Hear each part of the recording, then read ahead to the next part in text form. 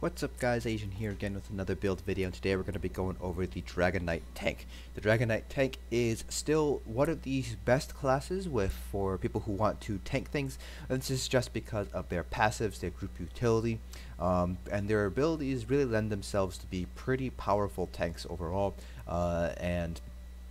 so you'll typically see a lot of End Trials guilds run Dragonknight tanks for progression stuff, for score runs, for speed runs, just because they are pretty much the best option when it comes to tanking abilities when compared to the other classes.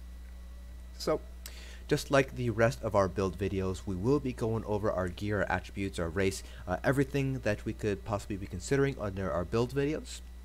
And then we'll also be discussing, instead of a rotation, we'll be discussing the different skills, what you should prioritize as a tank, why you're using certain skills, things like that, just because tanks don't really have a set rotation, and it's kind of hard to show you guys how to tank a vet trial without actually being in a vet trial. That's mainly because your style of tanking is probably going to shift depending on the con that you're trying to run. So tanking a vet DLC dungeon, for example, is going to be very different from tanking something like Hellra Citadel, which is going to be very, very different from tanking something like Halls of Fabrication. So without further ado, let's go ahead and get started first with our gear. Starting off first, our monster helm, we are going with Lord Wardens for this particular build. You do have several options when it comes to monster helm. Lord Wardens is just one of those options. So Lord Wardens does give you some extra spell and physical resistance as the one piece, and the two piece, when you take damage, you have a 50% chance to summon a shadow orb for 10 seconds. That increases the physical and spell resistance of you and your allies within 8 meters by 38 to 70. This effect can occur once every 10 seconds. So as a tank, you're obviously taking a lot of damage, so this is pretty much always going to be up because there really is no cooldown. It is a 10-second duration on a 10-second timer, so you can theoretically have 100% uptime on it. It really helps out your stamina DPS in particular. It helps out their survivability, and if you're an off tank in the group, that also helps out your range DPS as well. So this just really helps out the group survivability as a whole. But like I said, you do have several options when it comes to monster helms that you could use. So 3 other monster helms that you might see being used. First one's going to be Bloodspawn. Bloodspawn comes from, I believe it's Spinal Clutch 2. Lord Wardens comes from ICP, Imperial City Prison. So Bloodspawn adds some stamina regen, which doesn't really matter too much, but the 2-piece, when you take damage, you have a 6% chance to generate 14 ultimate and increase your physical and spell resistance by 6450 for 6 seconds. This effect can occur once every 6 seconds, so very similar to Lord Wardens. Because you're a tank, you're taking a lot of damage all the time. So even though it's a 6% chance to proc, you can get it to proc fairly often. Doesn't really have a cooldown. Again, it's a 6-second duration on a 6-second timer. So pretty much you can realistically get 100% uptime on that Bloodspawn proc there. Really helps out your ultimate generation. The overall resistance that you gain from Bloodspawn is going to be lower than that with Lord Warden, just because Lord Warden does have that one piece 2975 resistance buff. And when you add in the proc from Lord Wardens, it does end up beating out the Bloodspawn proc by a little bit. So that is something to consider if you want to use Bloodspawn. You're really going to be using this more for the ultimate generation to get more Warhorns out. Another option that you might consider is going to be Earthgore. Forget Earthgore is weird like this. So Earthgore, this comes from Bloodroot Forge, which you need the Horns of the Reach DLC in order to get. So the one piece adds 2% healing done, so that doesn't just affect the healing that you do to other players, but also healing done to yourself. So it does improve the amount that you heal for with using something like Green Dragon Blood or Vigor. When you heal a friendly target that is under 50% health, you conjure a pool of Quenching Blood underneath them, which soaks up one enemy placed effect instantly, and heals all friendly targets in the area for 34,200 health over 6 seconds. This effect can occur once every 35 seconds. So this is a very burst heal type of set. You're not really going to be using this all too much. This is really going to be more used when you need that additional burst heal every 35 seconds or so. So you'll sometimes see tanks wear this, main and off tanks wear Earthgore when they're tanking Asylum, for example, and potentially even in Cloud Rest. So it says when you heal a friendly target, so that does also include you. So if you pop a Green Dragon Blood when you're under 50% health, you can proc Earthgore on yourself, so that just helps out with your healing as well. But you can pair it with something like Resolving Vigor or Echoing Vigor, and you can heal the group this way as well. So that's something nice to consider if as a monster helm. But again, it's not really going to be used all too much. It's really going to be used in kind of heavy damage trials. So Cloud Rest and Asylum are the two trials that you're probably going to see a tank end up running Earthcore. And the final set that you're going to be might see being used is going to be Thurvokuns. Thurvokuns comes from Fang Lair, which you do need a Dragon Bones DLC in order to do. So the 2-piece, when a nearby enemy damages you, you summon a growing pool of desecrated bile for 8 seconds. Enemies in the bile receive 451 disease damage every 1 second and are afflicted with minor maim in minor defile, reducing their damage done and healing received by 15%. This effect can occur every 8 seconds. So this again, because you're getting damaged so much as a tank, pretty much procs on cooldown. So it's 8-second duration on an 8-second cooldown, 100% uptime. So this is going to be used more for an AoE application of minor maim. So you're going to be using this more for trash pulls and trials, for example in SO to reduce the damage from the poison that the trolls throw. You might use this in Maw to reduce the damage from the bleach from the archers, as well as the AoE attacks from the sword and boards. So Thurvokun is going to be used much more often for ad pulls rather than actual boss fights. It could potentially be useful for some boss fights where there are ads that could be dangerous. For example, the troll boss in SO, you could use it there in order to reduce the damage from the overchargers that spawn. But overall, Thurvokun's not really going to be used too much as a boss tanking set. You're probably going to end up using Lord Wardens or Bloodspawn as a boss tanking monster helm set. This is going to be used more for those trash pulls instead.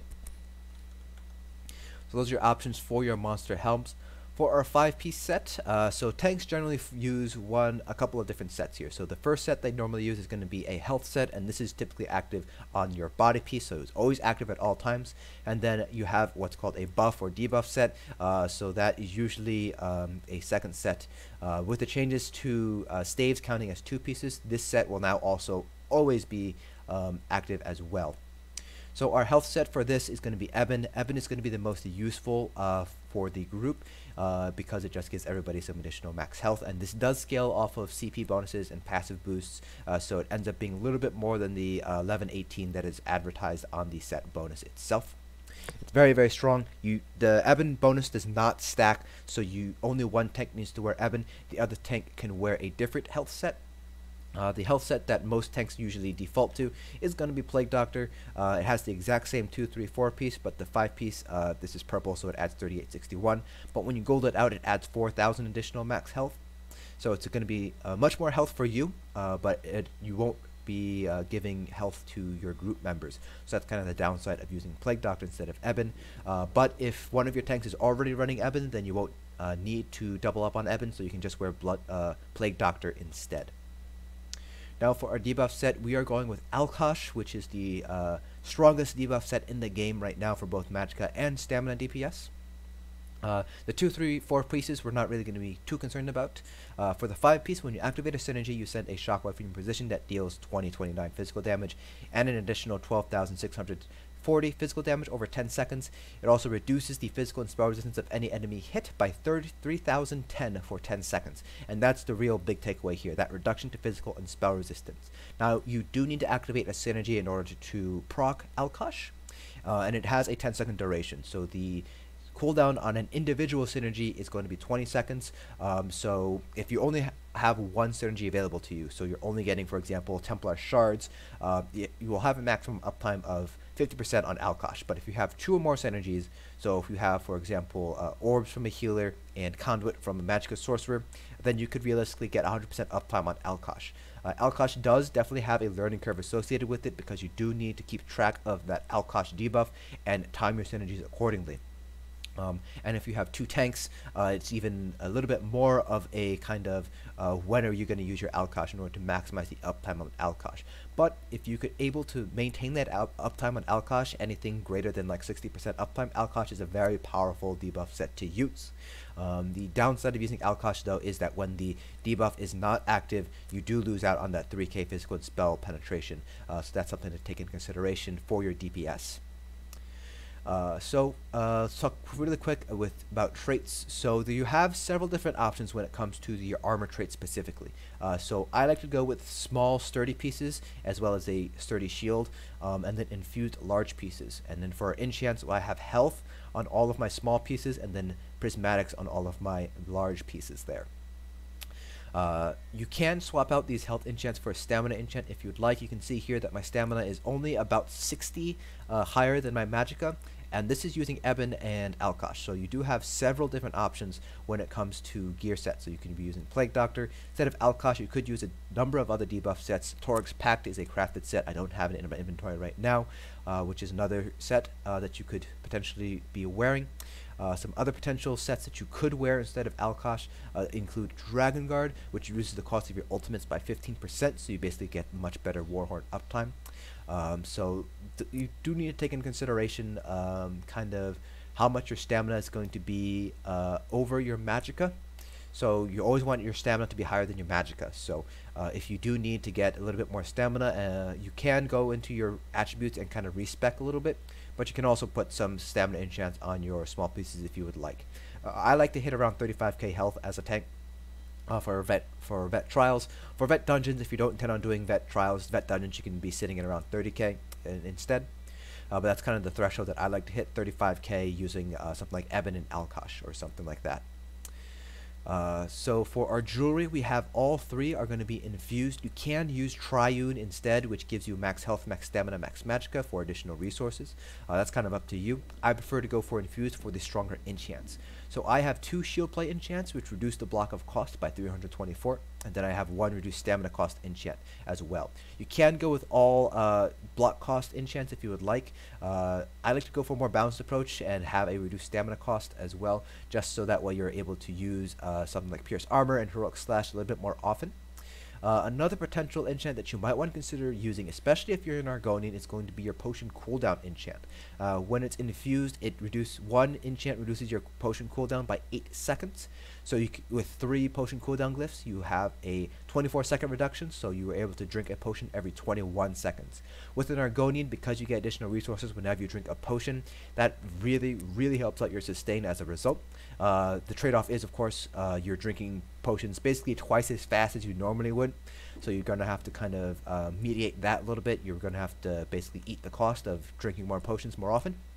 And then you do lose out on the block cost reduction as well, so the cost of your blocking is going to increase to kind of offset that additional resource return that you're getting from your potions. You don't have to be an Argonian to use 3 potion cooldowns, but Argonian tanks do make the most use out of 3 infused potion cooldown glyphs.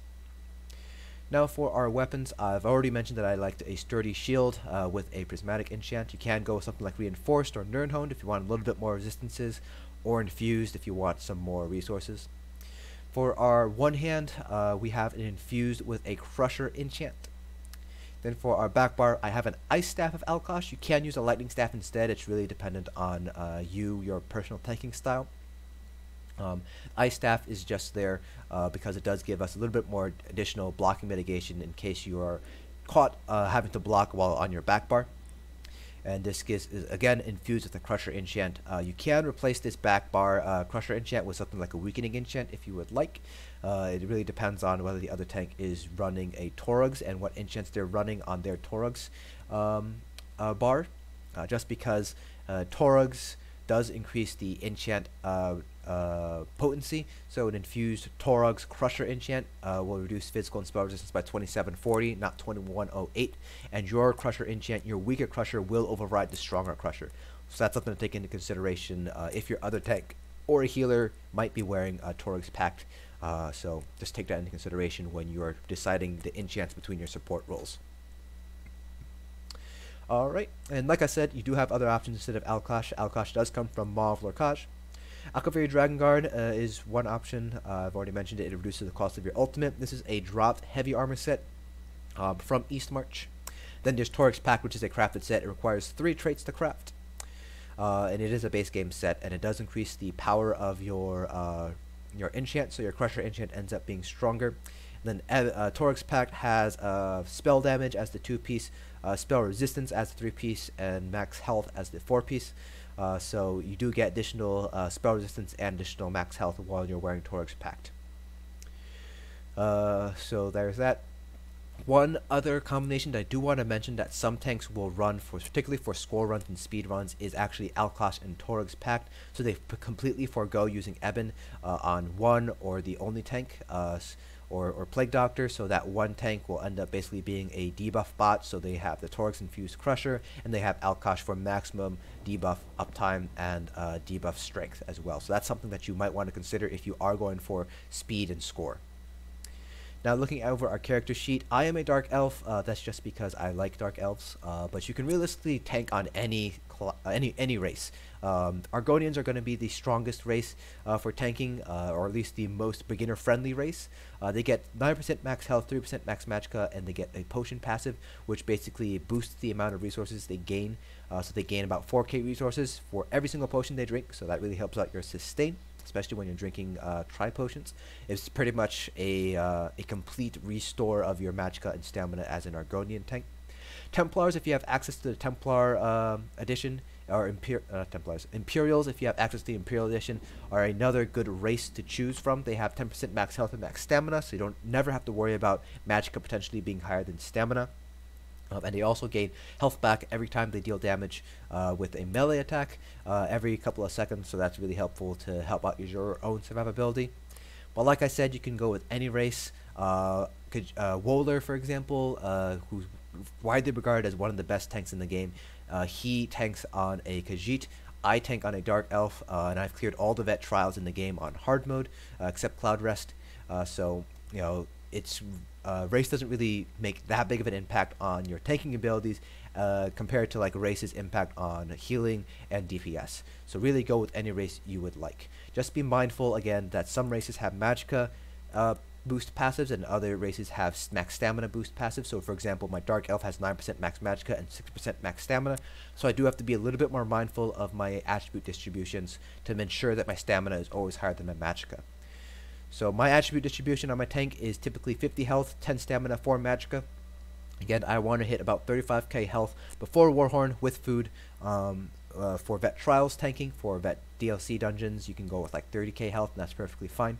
Then you always want your stamina to be higher than your magicka, so that way orbs and shards will always return stamina instead of magicka. So that's why we have 10 points into stamina here and 4 points into magicka, so we all have that higher max stamina pool compared to our max magicka pool. So you're going to want to try to hit as close to about 20k as you can get. Of course, this is going to be varying dependent on your race. So for example, an Imperial will definitely be able to hit the 20k max stamina pool, but they'll definitely fall, won't have as much magicka as I have because they don't have a racial passive that boosts the amount of magicka that they get. For food, we're going with purple food, so this is max health, max stamina, max magicka. And I am missing my Mundus Stone, but we are going with the Atronach Mundus Stone, which boosts our magicka regen. All of our buffs, most of our buffs, are come from skills that use magicka, so we do want a little bit more magicka regen, so that's why we're going with the Atronach as our primary Mundus Stone. So we want to try to get around 900 to 1000 magicka regen. This build does use balance for magicka sustain, so it's not as big of a deal to get high magicka regen, but if you aren't using balance, then you will want to have higher magicka regen than I have right here. Now for our skills. For our front bar, this is going to be the sword and board bar. We have Pierce Armor, Heroic Slash, we have Fragmented Shield. You can use the other morph of this ability though. You can go with Igneous Shield instead if you want that additional damage shield. So Igneous Shield will give you basically 3 times the amount of shield as Fragmented Shield will give you roughly. But Fragmented Shield does give us longer uptime on Major Mending. So your Vigor will last longer, your heal better. Major Mending does affect Green Dragon Blood, so if you do Fragmented Shield and then do Green Dragon Blood, you do get additional healing done based on that Major Mending. So I like to go with Fragmented Shield instead of Igneous Shield, but you can use either of them realistically. Balance, this is our source of our major resistance buffs as well as our magicka sustain. It basically trades off health for magicka. And Absorb Magic. This is a flex spot. You don't necessarily need to use Absorb Magic. If you're just learning to tank, that 8% additional damage that you block as well as the cost reduction to blocking is very useful. But if you're a more advanced tank, then you probably don't need to use Absorb Magic. This is useful as well for healing if you're up against mobs that do have a Magicka attack, a spell projectile. So it's very useful, for example, in Rakat if you are tanking Rakat to have absorb magic. But again, this is a flex spot here. For ultimates, you have a couple of choices here. I have Temporal Guard. This comes from the Sigic Orders. This is the Sigic Order ultimate here. This gives us minor protection while we're on our front bar, so this reduces damage taken by 8%. But you do have several options here. You can go with Magma Shell, which basically reduces all damage that you take down to 3%. Even things like Oblivion damage, the only thing it doesn't really affect are things that do fixed amount of damage, so percentage-based damage. So it just basically gives you, oh, I have to get my passives actually. This gives us you approximately 12 seconds of 11 seconds of basically invulnerability here. So that's really, really nice to have. It's a really nice emergency button to hit. Another potential ultimate that you could use is going to be Replenishing Barrier or Reviving Barrier. You can pick whichever morph you want. It gives everybody a shield around you within 12 meters, but you're really going to be slotting this mainly for the Magicka Aid passive, which gives you a 10% additional Magicka regen. So that is another ultimate that you could consider slotting as well. You could also double bar Aggressive Horn if you'd like, but you have it on your back bar, so you don't necessarily need to have it on your front bar either. Now for our back bar, this is our Ice or Lightning Staff bar. We have Inner Rage. This is going to be our range taunt. We actually will not be using the Ice Staff range taunt ability, so we will not be using that heavy attack. We will still have Tri-Focus in case we do want to use it as a taunt, but our range taunt is primarily going to be Inner Rage instead. Green Dragon Blood as our heal. You also want to maintain this for Minor Vitality, which increases the healing received by 8%, so that's really useful to have. Choking Talons. This is a flex spot. Blockade of Frost. This is mainly to keep up our enchant uptime because Blockade will proc our enchants, so this is mainly for the uptime. This also can apply Minor Maim, and it does slow enemies, so this is nice for a kind of soft CC, as well as improving our Minor Maim uptime. If you aren't already using Thurvokun or something like that. And then Unrelenting Grip, this is another flex spot here. And then Aggressive Warhorn, this is a must-have for all support roles for that Major Force. Major Force is a huge buff to your Stamina and Magicka DPS. Now, for our flex spots here, so I have Choking Talons and Unrelenting Grip. So Unrelenting Grip is here for the CC, so you basically can chain in ranged adds, so your DPS are able to basically burn all the adds down when you have them all grouped. Choking Talons is a AoE Minor Maim. It does inflict Minor Maim even if they cannot be affected. They can't be rooted by Choking Talons. So that's nice to have. Additionally, it does immobilize enemies for 4 seconds, so combine this with Unrelenting Grip, and you do have powerful hard CCs as a DK. But for like trial bosses, they generally will not have adds you can chain in, and they're obviously immune to Choking Talons, so you're going to want to potentially swap these abilities out depending on the specific fight. So a couple of abilities that you could use instead of these two abilities. Cauterize for some additional healing. It's very small. It's only, you can see here, it's 2819 additional healing, but it is a nice heal. If you're using something like Earthgore, then it will help proc Earthgore. Engulfing Flames for the 10% additional fire damage buff. This really helps out your Magicka DPS, gain a little bit additional DPS there. Under Draconic Power, you can use Deep Breath if you need an AoE interrupt. This does interrupt casting abilities. This is going to be situationally useful, so you might use this, for example, in the Twins to interrupt all the light adds that do their channeled J-Beam, for example. Reflective Plate is also situationally useful. This basically reflects projectiles for 6 seconds. It also removes any sort of snares that you have already on you, so it's a nice snare removal to have. Again, situationally useful. Cinderstorm is a nice heal over time. Again, it's a very small heal. It's 614 every 1 second for 18 seconds, so it's not a huge heal, but every little bit helps, and again, it does help proc Earthgore, much like Cauterize does, so it's nice to have that. It's also, you can place it on yourself for some additional healing as well. You can go with Crushing Shock if you need a ranged interrupt. This is nice to have for certain fights where you might not be able to bash a boss for that interrupt. For example, the second boss in Viahof, the Pinnacle Factotum, if you have to move out of Steam Breath and then he does his channel, you can use Crushing Shock in order to interrupt that if you don't think you'll be able to get back in time to hit that interrupt. Under the Fighter's Guild line, you can go with Ring of Preservation. This is a source of minor protection for the group. This is going to be used more for the instances where you're going to be stacked together. For example, in Ethereal Archive, the Mage Execute, Hall's Fabrication Execute. It's very useful in Rakat to help protect your stamina DPS. It is fairly expensive to maintain, however, so just keep that in mind. Under the Sigil order, you can go with Deep Thoughts or Introspection. It really depends. I prefer Deep Thoughts for the additional magic and stamina regained. This is a channeled ability, so basically when you hit it, you channel it. You cannot block while you're using this ability. But if you have the Deliberation passive, you do gain major protection, so you do reduce the damage taken by 30%, but it's not as much as the block mitigation of 50%, so that's something to take into consideration. This will require you to know the fight mechanics in order to figure out when you can use Deep Thoughts. So for example, if a boss just did their heavy attack and you know you have a couple of seconds until they do their next move that you have to block, you could use Deep Thoughts for 2 or 3 seconds to get a little bit of magic and stamina back, so this will really help out your sustain if you are capable of learning the fight and learning when it's safe to use Deep Thoughts. Then you can use Energy Orbs. Again, this helps proc Earthgore, and it's a nice small heal. 540 health every half second it does help. Every little bit of healing does add up. It also gives it's an extra source for sustain for your healers and DPS as well. You'll typically be shooting these into the group. Overflowing Altar or Sanguine Altar is another option. Only one support needs to put this down, so if one of your healers is already running it, then you don't need to run it.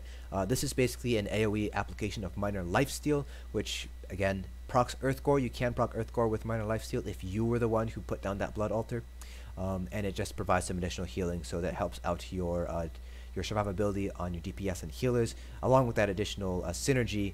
So if an off tank is using this, then you can give a synergy to your main tank for Alkosh. You have Purge if you need to purge any sort of effects from you in the group. Stalwart Guard, this basically is going to be used to reduce the damage. So for example, in Rakat hard mode, a lot of progression guilds have their off tank use guard on their the main tank, so the main tank doesn't take as much damage from Rakat. But you can also use this on a DPS to give them minor force to improve their DPS. It's not going to be really used too much on DPS now that they have magic DPS have access to accelerate, which gives them minor force, but you could end up using this instead.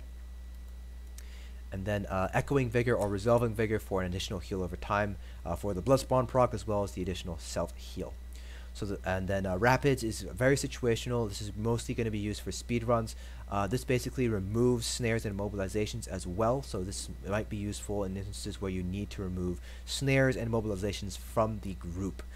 There's very few instances of that in Trial, so again, this is very, very niche. This is more for the speed runners in order to get as much, shave off as many seconds as they possibly can. Now for our champion points, the CP cap is 750, which gives us 250 points to put into each of the constellations. So starting with our green CPs, we have 64 into Arcanist and 56 into Tenacity. So again, we do want to improve our magical regen, so that's why we have 64 into Arcanist and 56 into Tenacity. That's just to help out our stamina return when we do our heavy attacks. Then we have 61 to Shadow Ward to reduce the cost of block, 37 into Tumbling, and then 32 into Warlord. The Warlord and Tumbling can be split up however you'd like, so that's another 69 points or so. So you can split them up however you'd like, depending on which passives you want to get. So that's something to take into consideration. For our blue CPs, so this is for a pure tank. So if you also do a DPS on the side or a healer on the side, you're going to have slightly different CPs. So as a tank, you want 75 into Blessed and 81 into Elfborn. Blessed for the healing done, so this improves your Green Dragon Blood as well as Vigor, your Orbs, any sort of healing ability that you do. Elfborn, you can actually crit heal with Green Dragon Blood, so if you have managed to crit heal with Green Dragon Blood with 81 points to Elfborn, you're basically going, let's say like you activate it at 20% health, you're basically going to be pretty much almost a max heal when you get a crit heal off with Green Dragon Blood, so that's nice to have. It also helps out any crit heals that you manage to get with Orbs or Cauterize or Cinderstorm. We have 31 to Mastered Arms and 2 to Weapons, Physical Weapons Expert. This is mostly for riposte. This just adds just a little bit of extra DPS. It's very small, but if you're trying to push for score, every little bit does help. Pushing for that #1 leaderboard spot. Then we have 61 to precise strikes for the crit heals when we use Vigor. So this, you don't need to put as many points into precise strikes as if you'd like. You can take points out and put them into like Elfborn or Blessed to get that last 1% or so, but it's kind of up to you if you want to put 61 or not into here. You want to put at least 31 points into precise strikes though for the additional weapon crit chance. Now for our red CPs, those of you guys who have followed my builds like to know I take a one-size-fits-most approach, but depending on the specific trial you're running, you might need to swap your CP points around depending on what kind of damage you're taking. Tanks generally take a fair amount of both physical and magical sources of damage, so a balanced approach is typically going to be better off for tanks compared to DPS, which generally take fewer variety of damage. So we have 66 into Ironclad, 56 into Thick Skin, and 64 into Hardy and Elemental Defender. So two passives that I do also want to mention are going to be Quick Recovery and Bastion. If you put 11 points into either of them, you manage to get the Field Physician passive. As a tank, you won't really be resurrecting anybody. You might be resurrecting people as an off-tank in certain fights, but generally speaking, you're going to have your hands full tanking ads or tanking the boss. So I don't really recommend putting points into Bastion or Quick Recovery, but the option is there. Alright, so that's pretty much it for the all the build stuff. So now let's go ahead and talk about how you want to play your tank. So obviously you want to maintain your Pierce Armor as your taunt, or Inner Rage as your taunt. So you just want to keep the boss taunted. Obviously losing taunt is very bad because then the boss can hit your healers or your DPS and they start moving around. So you just want to make sure you have the boss taunted at all times and you're pretty much keeping them in the same spot so your DPS are able to basically lay the ground dots down, don't have to reapply them at all. The other skill that you're going to want to have up at all times is going to be Heroic Slash. So Heroic Slash is really going to be there for two reasons. The first one is going to be that Minor Maim application, so that reduces the damage dealt by 15%. So you always want to have that Minor Maim up. And the second reason is for that Minor Heroism that boosts your ultimate regen. So you really do want to have the Minor Heroism going on at all times, so you have maximizing your ultimate regen, so you're able to pump out more Warhorns. Now, when it comes to using Igneous Shield or Fragmented Shield, the passive under the Earth and Heart skill line that restores stamina, Helping Hands, is restores 990 stamina every time you use an Earth and Heart ability. And then Mountain's Blessing procs every 6 seconds, so you get 3 ultimate every 6 seconds. So you don't want to use this any more than 6 seconds at a time. So that way you basically are maximizing, or rather, maximizing the ultimate gain. So if you have to use it every 4 seconds or something like that, you will end up reducing the overall amount of ultimate gain. So you do want to try to activate it every 6 seconds or so. So when you see that timer, I'm using Action Duration Miner, so when you see that timer drop down to about like 1 second, that's when you can reapply it and gain an additional 3 ultimate. If you're trying to maintain Major Mending, it does last for 5.5 seconds when you have Eternal Mountain all the way leveled up. So you might want to consider using it every 5 seconds if you're using it for the Major Mending uptime. Try to keep balance up, so balance is there for your major resistance buff, so Major Ward, Major Resolve. So it does last for 27 seconds when you have Everlasting Magic leveled up all the way. You basically want to use this whenever you are low on Magicka. So it does return 3,000 Magicka. So just be mindful that it does cost health in order to use balance. So if you're just starting to learn to use balance, it might be helpful to let your healers know, hey, I'm using balance twice, so make sure they have heals on me or something like that. But generally speaking, you're able to use this because even though it reduces the amount of healing and your shield done that you do to yourself, it doesn't affect the heal that you get from other people. So your healers will still be able to hit you for the max amount of heals after you use balance. On your back bar here, try to keep up Green Dragon Blood if you can for that minor vitality, which boosts your healing done by received by 8%, and then try to maintain Blockade. Blockade is really going to be there for the enchant uptime, because Blockade does proc your enchant. So you can see here that it does proc Crusher. You can see that there on the debuff, and it does have a chance of also proccing Minor Maim as well. So that just helps Minor Maim uptime, but you should be keeping Minor Maim up using Heroic Slash, not Blockade. And then depending on your flex spots, obviously if you're using Vigor, you can use that. If you have if you're using Blood Altar, make sure that's up at all times. So that's just things to keep in consideration there. So those are kind of what you want to do as a tank there.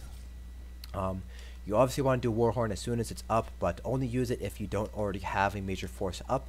So if somebody just used your Warhorn and you have yours up, wait the 10 seconds for major force to be done and then use your Warhorn. You don't want to kind of waste any sort of uptime on major force from using Warhorn at all.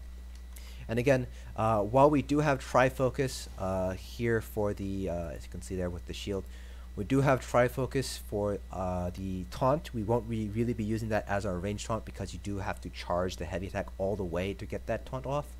So instead we will be using Inner Fire instead for that taunt instead.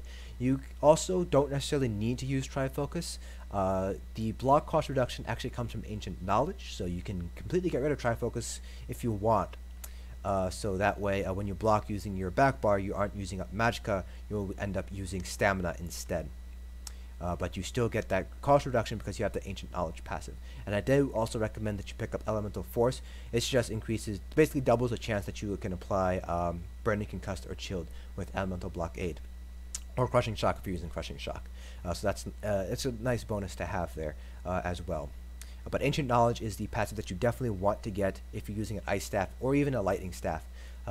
Is you just want that additional block mitigation for that for the Ice Staff there. You don't need to get Trifocus if you don't want to. If you do get Trifocus, just be mindful that when you block with the Ice Staff, you are using Magicka instead of Stamina. So that's it for this build video. If you have any questions or comments about this video, feel free to leave them down in the comment section below. I do read all the comments that you guys leave on my videos. Hope you found this video informative, and I will see you guys in the next dungeon.